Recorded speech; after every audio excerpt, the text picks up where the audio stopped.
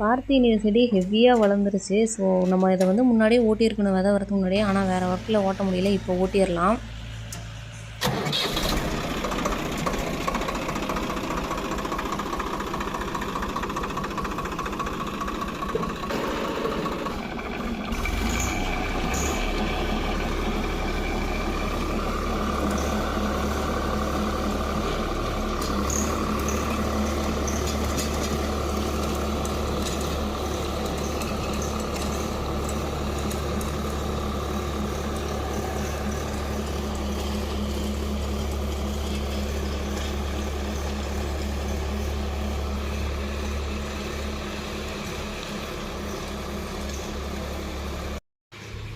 இந்த பாத்தினி செடி வந்து விதை வரதுக்கு முன்னாடி ஓட்டலினா அவ்வளோதான். எப்படி தான் இவ்வளோ செடி இவ்வளோ விதை கொட்டுமோ, ஹெவியாக வளர்ந்துருது எல்லா செடியும்.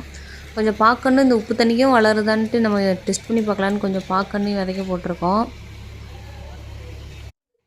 நல்ல இளநீ ஓட்டி தள்ளியாச்சு. இந்த புல் வளர்ந்தாவே இப்படி தான், உள்ளே என்ன இருக்குதுன்னு கூட தெரியாது.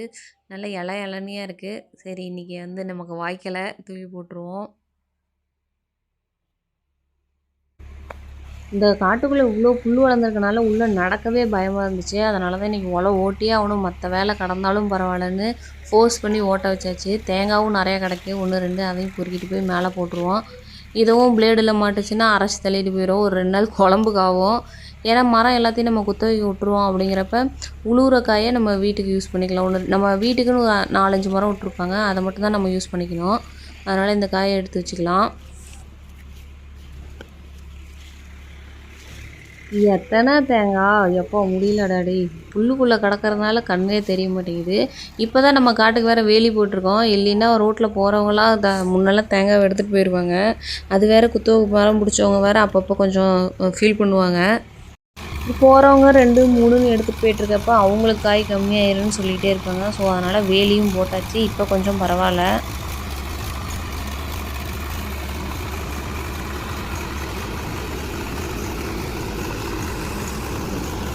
பார்க்கணும் போச்சு.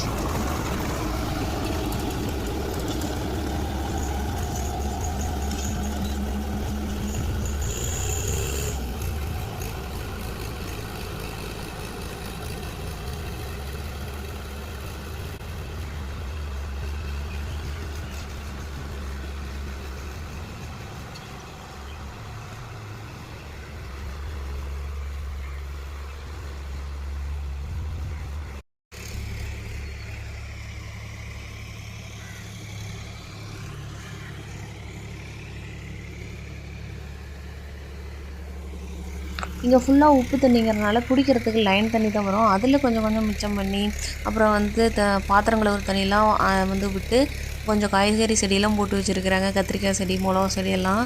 ஸோ எப்படியோ ஒன்று செடி போட்டு வளர்த்தியாச்சு இந்த உப்பு தண்ணியிலையும்.